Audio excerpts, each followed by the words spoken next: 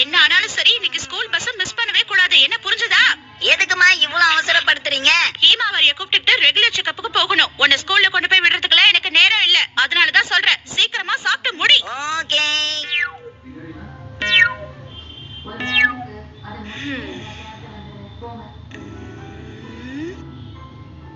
என்ன இது இவ்வளவு நேரம் ஆச்சு? இன்னைக்கு இந்த ஸ்கூல் பஸ் வரவே இல்ல.